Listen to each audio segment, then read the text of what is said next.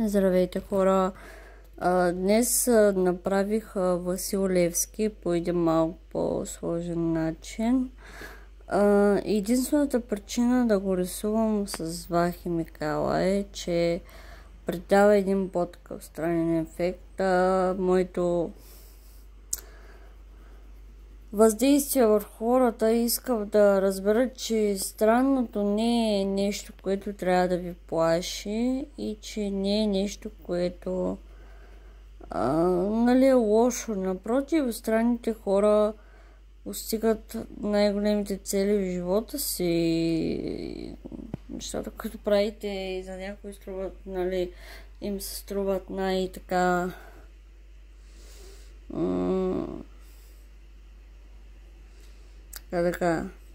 неловки, странни, дори мога да го нарека и ненормални, са хората, които не опитват абсурдното, не опитват невъзможното, опитват само това, което правят другите и не излизат от зоната си на комфорт, като аз не съм като другите. С малко ще ви покажа какво ще стане рисунката, тъй като ако тръгна да снимам цяло видео, ще стане може би 10-минутно видео.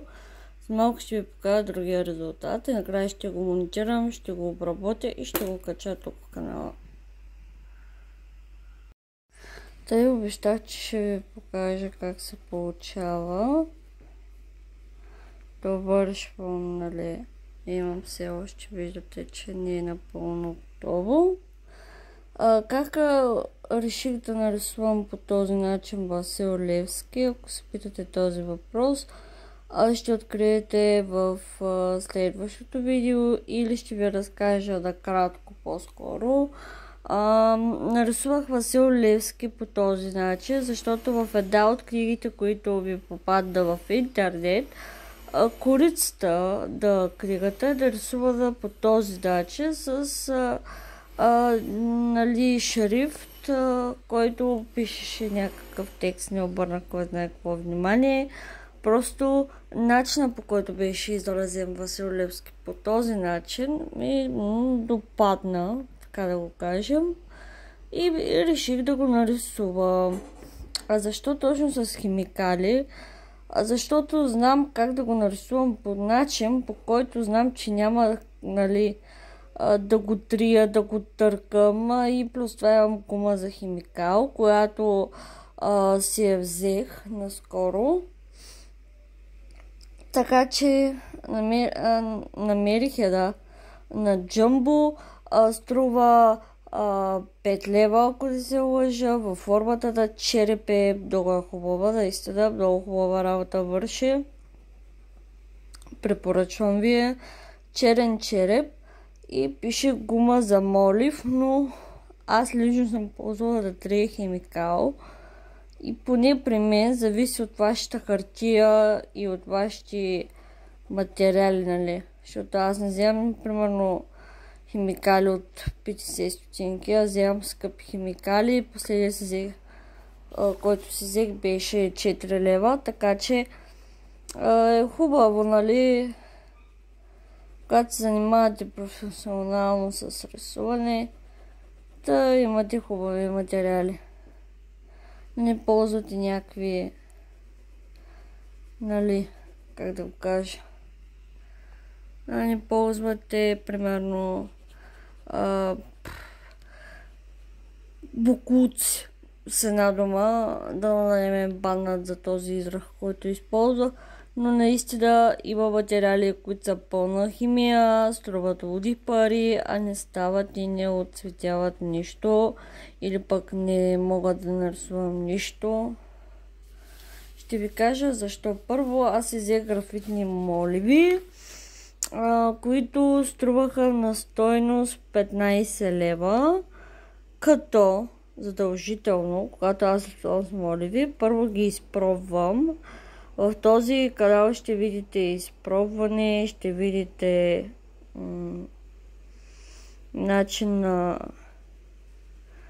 промяна на рисунките с времето, начин на рисуване на много неща. Ще рисувам главно български неща. Ще нарисувам герба, ще нарисувам сгради в България, местности, като крепости, котел, Тетевен, нещо, някакви сгради ще си харесам. Шипка, паметника ще нарисувам. Ще нарисувам в Бургас, има много красиви паметници, тъй като аз съм оттам. Ще си харесам някой паметник, ще го нарисувам. Ще рисувам с графитни моливи, ще нарисувам с химикали.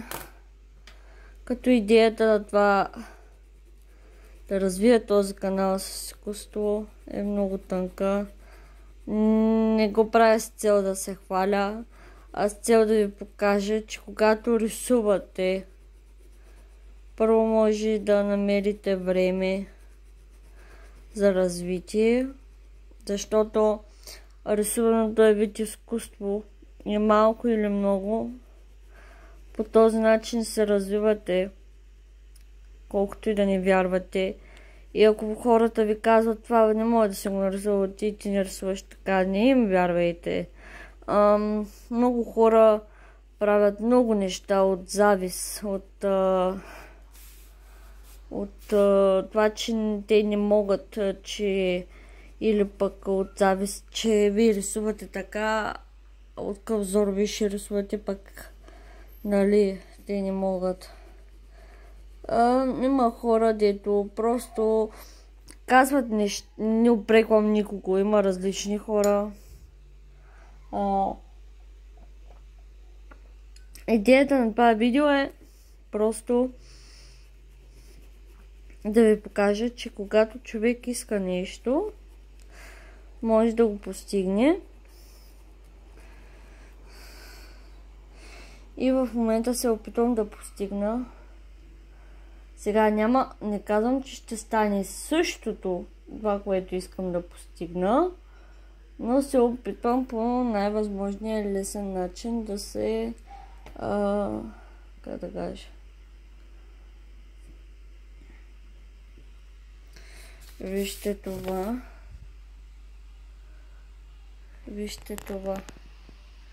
Де факто накрая ще се получи нещо от този сорт, само че с два вида химикали. Тук е нарисувано с бои. В принцип аз не рисувам цветно, затова предпочитам графика или рисуване с химикал. Още не съм готова, виждате, нарисувах го горе-долу. Ще направя някои щрихи-мрихи, така че ще видите как ще се получи. Извинявам се, че видеото ще стане много дълго. И че говоря, нали, много, но просто трябва да минава времето. А за да минава времето, трябва да ви покажа нещо. Вижте, има едни малки точици, които е хубаво да се запълват, нали, като не излизате от щрихите. Защото тези точици, ако остават, виждате ли ги? Тук. Оп, оп. Хоп.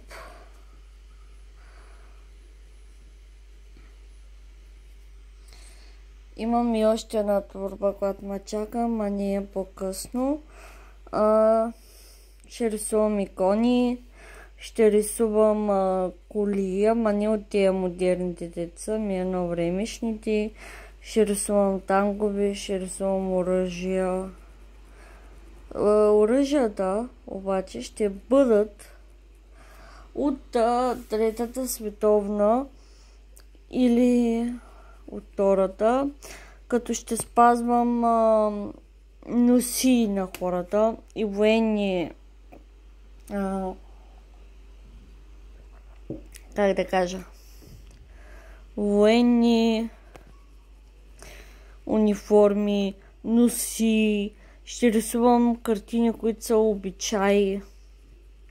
Ще нарисувам цветя, които вече много рядко може да ги видите в България, тъй като младото поколение не се занимава с цветя. граничарство или ако се занимава е супер малко и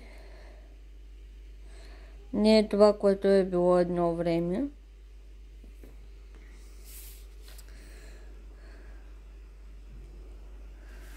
Така че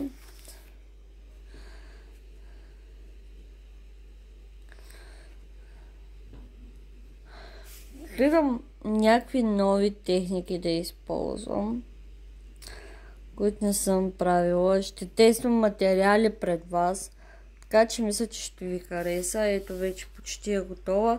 С малко пак ще се включа. Отивам да си направя едно кафе, тъй като имам колечка. Тук не искам да си направя кафе или мляко с какао, горе шоколад, зависи какво ми се допи. И ще дойда и ще ви покажа какво точно ще направим с тази рисунка, с този голям портрет на Васил Левски и как ще го завърша. Ето и как се получи крайния резултат. Според мен се получи супер. Ето, написах си името, наистина много ми хареса как се получи. Вече правя последни щрихи. Нали? Ето. Опи. Нали, колкото съм по-близко, но все пак аз съм художник, гледам да не го правя абсолютно същото, а да сложа вътре нещо от себе си, нали. Да го направя по начин, по който на мен ми харесва, защото всеки може да го направи същото, нали, човек, който се занимава с изкуството, което му е интересно. Въпросът е, когато рисуваме и когато правим някакъв вид изкуство, да влагаме душа и сърце и качество на човек, който, нали, се занимава с изкуство. Защото, примерно, има хора, които рисуват, прекопират, гледат и не влагат никакво чувство, докато аз, когато рисувам, влагам чувство и ще се радвам наистина, ако това нещо, тази рисунка ви е харесала. Ще кача във видеото как ми е инстаграма, може да ме последвате и там да видите повече подробности за нея и ще се радвам, ако я вземете да се я купите или просто бих я подарила. Ако някакъв е интерес, може да ми пише на инстаграма ми, долу в описанието ще го намерите и пак ви казвам, надявам се да ви хареса.